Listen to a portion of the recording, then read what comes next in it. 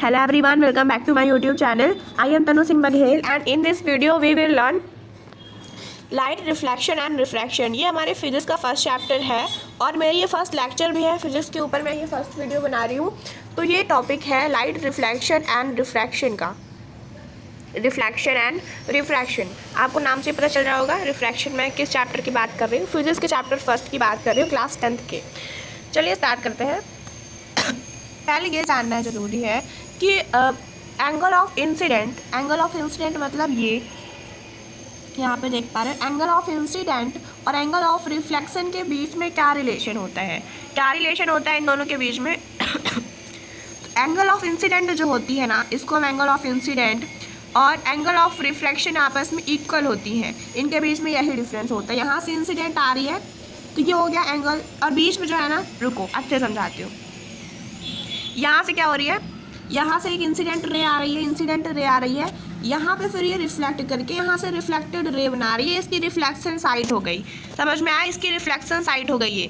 बीच से अगर हम परपेंडिकुलर ड्रॉ करते हैं, हम परपेंडिकुलर को फिजिक्स में नॉर्मल बोलते हैं, बिल्कुल नॉर्मल।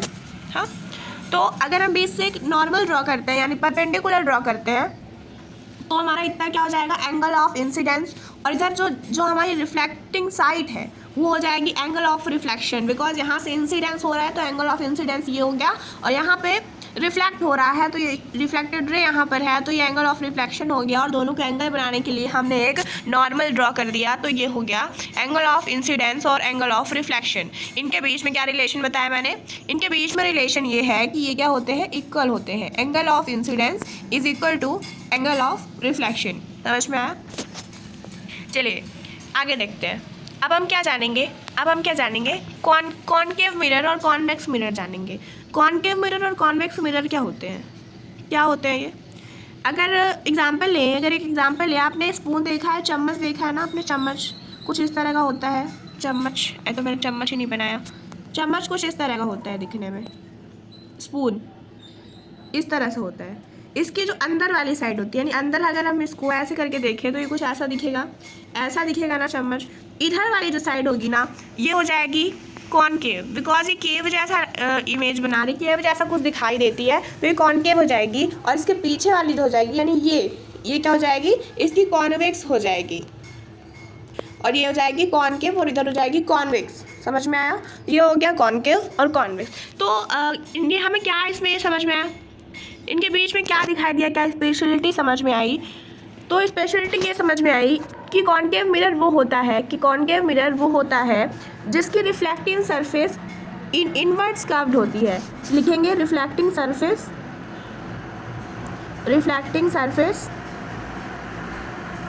Curved inverts. हमको सिर्फ इतना याद रखना है कि जो कॉनकेव मिरर होता है उसकी जो रिफ्लेक्टिंग सरफेस होती है वो इनवर्ट्स कर्व्ड होती है, यानी अंदर साइड कर्व्ड होती है। और जो कॉन्वेक्स मिरर होता है ना वो कहाँ साइड से कर्व्ड होता है, वो आउटवर्ड से कर्व्ड होता है। उसकी रिफ्लेक्टिंग सरफेस कहाँ से कर्व्ड होती है, आउटवर्ड्स कर्व्ड होती है। मैं फिर से बता देती हूँ, जो कॉनकेव मिरर होता है वो इनवर्ट्स कर्व्ड होता है और कॉन्वेक्स मिरर आउटवर्ड्स कर्व्ड होता है। एक एग्जांपल लिया था मैंने स्पून का। अगर हम स्पून को ऐसे करें तो ये क्या हो जाएगा, ये अगर हम इधर से देखें तो ये क्या हो जाएगी, कॉन्वेक्स है। और अगर हम इधर से देखें तो ये कॉनकेव है, बिकॉज ये केव लाइक मतलब केव जैसा ही दिखाई दे रही है तो ये कॉनकेव हो गई। हाँ चलिए इसके यूजेस अगर हम देखें, यूजेस ऑफ कॉन्वेक्स मिरर, ये एग्जाम में आ सकता है।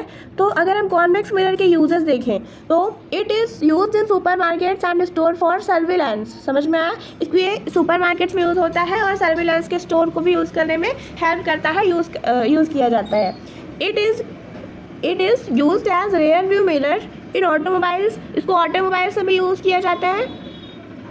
क्यों यूज़ किया जाता है ऑटोमोबाइल्स में इसलिए यूज़ किया जाता है क्योंकि जो कॉन्वेक्स मिरर होता है ना, कॉन्वेक्स मिरर की बात हो रही है। कॉन्वेक्स मिरर जो होता है ना वो जैसा प्लेन में दिखाई दे रहा है ना उससे वाइडर फील्ड मतलब उससे और ज़्यादा दिखाई देता है और उसका एरिया थोड़ा ज़्यादा दिखाई देता है, इसलिए इसको हम ऑटोमोबाइल्स में यूज़ करते हैं। अगर हम कॉनकेव मिरर के यूजेस की बात करें तो ये टॉर्च में यूज़ होता है, व्हीकल्स के हेडलाइट्स में यूज़ होता है, शेयरिंग मिरर में यूज़ होता है, और जो डेंटिस्ट होते हैं वो टूथ को देखने के लिए मतलब जो यूज़ करते हैं मिरर, उसको भी कॉनकेव मिरर कहा जाता है। हाँ, अब कुछ इम्पॉर्टेंट पॉइंट्स जिन्हें जानना हम इम्पॉर्टेंट है, जो कि एक बेसिक है, इस चैप्टर के बेसिक है। पहली बात तो ये है कि हमको जानना इम्पॉर्टेंट है रिफ्लेक्टिंग साइड जानेंगे। रिफ्लेक्टिंग साइड क्या होती है? एक अगर हम कॉनकेव मिरर लें अगर हम कॉनकेव मिरर लें, मैं दोबारा इसलिए रिपीट कर रही हूँ ताकि हमारे अच्छे से समझ में आए। अगर हम कॉनकेव मिरर लें, ये लो मैंने कॉनकेव मिरर ले लिया और इधर से मैंने पॉलिश कर दिया, ब्लैक पॉलिश कर दिया। फिर क्या होगा? इधर से जो एक रे आएगी ना, इधर से जो रे आएगी वो क्या करेगी? वो इसमें रिफ्लेक्ट हो जाएगी। ये हो जाएगा हमारा रिफ्लेक्टिंग साइड। इधर ये रिफ्लेक्टिंग साइड हो गया। चलो, मैंने बात की कॉनकेव मिरर की, और अगर हम बात करें कॉन्वेक्स मिरर की बात कर रहे हैं, तो मैंने यहाँ पे क्या किया? पॉलिश कर दिया, ब्लैक पॉलिश कर दिया। अगर इधर से रे आ रही है, ये तो कॉन्वेक्स मिरर हो गया, और जो मैंने पिछली बार बात किया था ये कॉनकेव मिरर था और ये कॉन्वेक्स मिरर है ये, और जो मैंने अभी बात की थी वो कॉनकेव मिरर था। तो ये जो मतलब ये जो रे आ रही है, ये तो मैंने ऐसे बना दी, ये जो रे आ रही है ना, ये हो जाएगी हमारी रिफ्लेक्टेड रे, और इसी को हम कहेंगे रिफ्लेक्टिंग साइड। इस रे को नहीं कहेंगे, इस साइड को हम रिफ्लेक्टिंग साइड कहेंगे। ये हो गया हमारा कॉन्वेक्स। चलिए, अब हम जानेंगे पहले सेंटर ऑफ कर्वेचर, जो मैंने अभी एक डायग्राम दिखाया था, ये वाला डायग्राम, ये हमारे समझ में आएगा, बट उससे पहले थोड़ा आप खुद से डायग्राम बना के समझते हैं तो ज़्यादा अच्छे से समझ में आएगा। चलिए देखते हैं, हमें सेंटर ऑफ कर्वेचर समझना है। तो सेंटर ऑफ कर्वेचर समझने के लिए सपोज करो ये एक मिरर है, ये क्या है? मिरर है, हाँ। और इधर से हम क्या करेंगे? इमेजिनरी सर्किल बना लेंगे। तो इमेजिनरी सर्किल में जो इसका सेंटर होगा ना, इसका जो सेंटर होगा, तो इसको हम क्या बोलेंगे? Centre of curvature. इसको हम सेंटर ऑफ कर्वेचर बोलेंगे और इसको डिनोट करेंगे C से। और फिर सेंटर ऑफ कर्वेचर से इसके सरफेस तक का जो डिफरेंस होगा उसको हम क्या बोलेंगे? हम उसको छोड़ो, पहले हम देखते हैं इसको क्या बोलेंगे। ये होगा पोल, इसको हम P से डिनोट करते हैं, बट उसको पोल बोलते हैं। और ये जो एक्सिस बनी हुई दिख रही है हमको, सेंटर ऑफ कर्वेचर से पोल तक की जो एक्सिस बनी दिख रही है, इसको हम बोलते हैं प्रिंसिपल एक्सिस। मैं शॉर्ट फॉर्म में PA लिख दे रही हूँ, इसको हम प्रिंसिपल एक्सिस बोलते हैं। फिर P से लेके F तक की जो डिस्टेंस दिखाई दे रही है, F तो मैंने बताया नहीं F क्या होता है, मैंने तो सिर्फ पोल बताया। तो पोल का जो हाफ होगा उसको हम F बोलेंगे, ठीक है? F बोलेंगे। और ये हो गया P, तो P का जो हाफ होगा वो होगा F, और फिर F की जितनी लेंथ होगी उतनी लेंथ ही इधर होगी, तो ये हो जाएगा C, यानी कर्वेचर। समझ में आ गया? तो ये हो गया कर्वेचर। अगर हम आगे बात करें तो हमने क्या देखा कि जो P और F, यानी P और F की जो लेंथ दिखाई दे रही है, ये हो गई फोकल लेंथ। इसको हम क्या बोलते हैं? फोकल लेंथ बोलते हैं। मैं एक बार फिर से बताऊंगी, ये बस मैं आपको एक आइडिया हो जाए, एक तरह से हमारे दिमाग में कुछ समझ में आने लगे, इसलिए बता रही हूँ। ये हो गया फोकल लेंथ। फोकल लेंथ को हम निकालेंगे कैसे? हम फाइंड कैसे करेंगे? तो फोकल लेंथ को फाइंड करने के लिए इसको हम रेडियस ही बोलते हैं, फोकल लेंथ, ये जो पूरी दिखाई दे रही है ना लेंथ, इसको हम रेडियस कहते हैं। तो फोकल लेंथ को हम क्या करेंगे? फोकल लेंथ को अगर हमें फाइंड करना है तो हम R/2 कर देंगे। फोकल लेंथ का फॉर्मूला होता है R/2। फिर जो P और C की जो दिख रही है, यानी P और C की जो लेंथ दिख रही है, ये होती है रेडियस ऑफ कर्वेचर, और रेडियस ऑफ कर्वेचर अपॉन 2 होता है फोकल लेंथ। मैं 2 बार बता चुकी हूँ। चलिए अब एक बार और देखते हैं। यहाँ पे ये देखो, ये क्या है? ये एक मिरर है।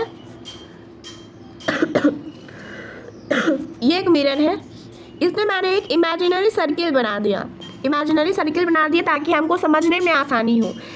ये एक क्या है? कर्व मिरर है, और यहाँ पे मैंने एक इमेजिनरी सर्किल बना दिया। मैं दोबारा से रिपीट करूँ ताकि हमारे समझ में आ जाए।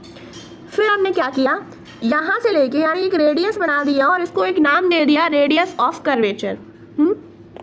इसको क्या नाम दे दिया मैंने, रेडियस ऑफ कर्वेचर। फिर ये जो होगा ये क्या होगा, ये सेंटर ऑफ कर्वेचर होगा, ठीक है। और मैंने फोकल लेंथ तो बता ही दी है और रेडियस ऑफ कर्वेचर तो मैंने जस्ट अभी बताया। पोल भी मैंने बताया है, ये होता है पोल और इसकी जो हाफ मतलब सी की और पी की यानी सेंटर ऑफ कर्वेचर की और पोल की हाफ जो लेंथ होगी ना उसको हम बोलेंगे फोकल लेंथ। फोकस पॉइंट अलग होता है, फोकल लेंथ बोलते हैं उसको, हम फोकल लेंथ बोलेंगे। चलिए हम फोकल पॉइंट की बात करें, अगर हम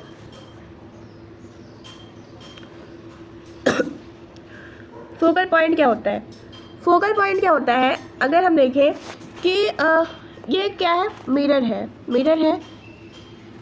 ये देखो ये पोल है। फोकल पॉइंट क्या होता है, जब एक रे होती है ना, वो अगर पैरेलल है, अगर प्रिंसिपल एक्सिस के पैरेलल है तो वो जिसको देखो ये मैंने एक अगर दो रेज आ रही हैं वो प्रिंसिपल एक्सिस के पैरेलल हैं और फिर जहाँ से भी वो इंसिडेंट होंगी, ये मैं थोड़ा गलत इंसिडेंट करा दिया, जहाँ से भी मान लो वो यहाँ से इंसिडेंट हो रही है तो अगर वो यहाँ से इंसिडेंट हो रही है ना तो वो हो जाएगा हमारा फोकल पॉइंट हो जाएगा। फोकल पॉइंट ये हो गया।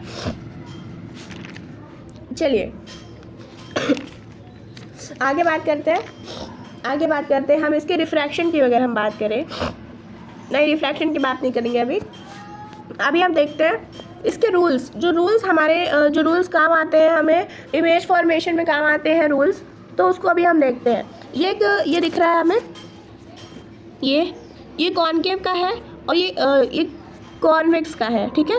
ये कॉनकेव का है और ये कॉन्वेक्स का है। मैंने रेक्स और के बस लिख दिया, कॉन तो कॉमन है। चलो अगर कॉनकेव में अगर हम देखें कि यहाँ से अगर एक रे आ रही है तो वो यहाँ से रिफ्लेक्ट हो जाएगी और फिर यहाँ से क्या करेगी, पास हो जाएगी। हाँ, यानी यहाँ से पास होगी तो ये क्या हो जाएगा, ये एक रूल है। अगर रे इधर से आ रही है तो रिफ्लेक्ट होके या तो वो फोकल पॉइंट से पास हो जाएगी। चलिए अगर हम सेकंड रूल देखें, यहाँ से अगर एक रे आ रही है और फिर वो इधर से पैरेलल हो जाएगी और अगर इधर से थोड़ा सा मतलब बीच से आ रही है, सेंटर ऑफ कर्वेचर पे रिफ्लेक्ट करती है तो वो जैसे आएगी वैसे ही चली जाएगी। मैंने अभी आपको बताया था आपको एक रिलेशन बताया था मैंने कि रे ऑफ इंसिडेंट और क्या हो जाएगा, angle of incident and angle of reflection दोनों इक्वल होता है। तो मतलब जैसे रे आएगी वैसे ही चली जाएगी, इधर से रे जैसे आ रही है वैसे ही चली जाएगी। अगर हम देखें अगर ये कॉन्वेक्स है तो कॉन्वेक्स में यहाँ से अगर रे आती है तो वो ऐसे रिफ्लेक्ट होके चली जाएगी और उसके पीछे जितना अगर हम देखें तो उसके पीछे जहाँ तक वो प्रोड्यूस करेगी तो वो हो जाएगा उसका फोकस पॉइंट। हाँ, और अगर इधर से ले आ रही है तो इधर साइड से रिफ्लेक्ट हो जाएगी। और थर्ड नंबर जो है रे थर्ड है वो जैसे आएगी वैसे ही रिफ्लेक्ट हो जाएगी, जैसा कि मैंने इसमें बताया था। समझ में आया? चलिए अब कुछ देखते हैं, रिफ्रैक्शन समझते हैं। रिफ्रैक्शन क्या होती है? रिफ्रैक्शन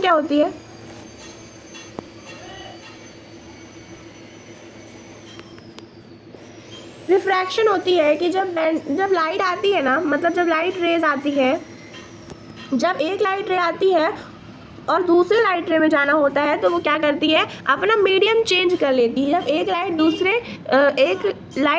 एक मीडियम से आ रही है और दूसरे मीडियम में ट्रैवल कर रही है तो वो अपना मीडियम चेंज कर देती है, यानी लाइट बेंड हो जाती है, बेंडिंग ऑफ लाइट हो जाता है। और इसकी डेफिनेशन होती है, रिफ्रैक्शन की डेफिनेशन होती है bending of light ray at the surface separating two medium. वो टू मीडियम को ना सेपरेट कर देती है। समझ में आया?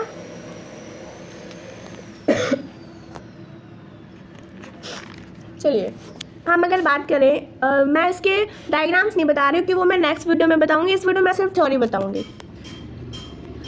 चलिए बात करते हैं रिफ्रैक्टिव इंडेक्स की। मैं सिर्फ थ्योरी ही पढ़ा रही हूँ, डायग्राम्स नहीं पढ़ा रही हूँ, मैं नेक्स्ट वीडियो में पढ़ाऊंगी। मैंने एक बार बता दी, एक बार और बता दी।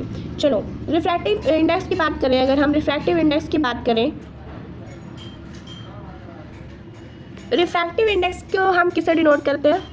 म्यू से डिनोट करते हैं, म्यू से, mu, this is called mu, ठीक है। हाँ, रिफ्रैक्टिव इंडेक्स, अगर जो लाइट होगी ना वो रेयरर होगी, रेयरर होगी, स्पीड ऑफ लाइट कैसी होगी? फास्ट होगी। अगर ये डेंसर होगी ना तो स्पीड ऑफ लाइट स्लो होगी।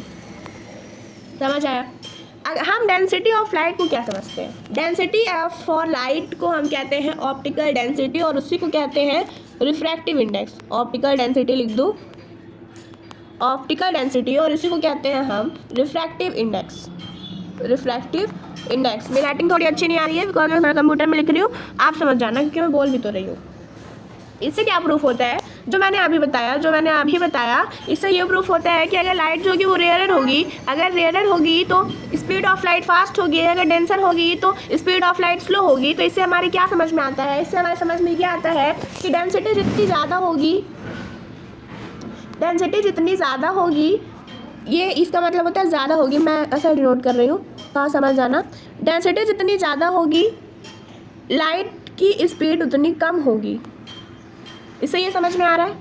डेंसिटी जितनी ज़्यादा होगी, स्पीड ऑफ लाइट उतनी कम होगी। तो क्या हम कह सकते हैं डेंसिटी को क्या कहते हैं हम?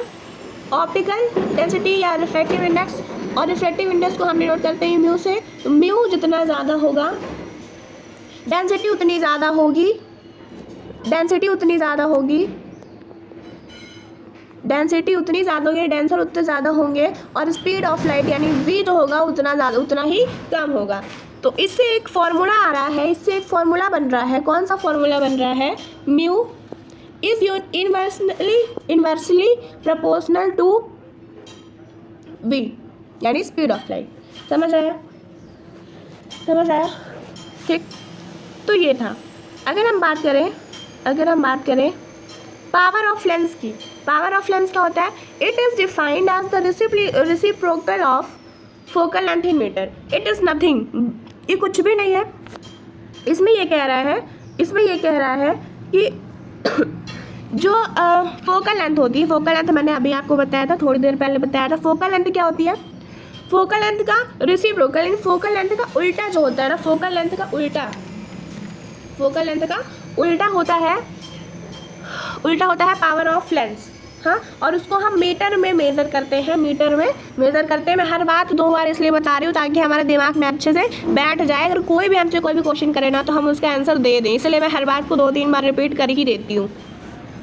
SI unit of power of lens क्या होती है? डायप्टर, जिसको हम डिनोट करते हैं डी से डिनोट करते हैं डायप्टर। और कॉन्वेक्स लेंस के लिए यानी कॉन्वेक्स लेंस के लिए पावर ऑफ लेंस क्या होती है? पॉजिटिव होती है, और कॉन्केव लेंस के लिए निगेटिव होती है।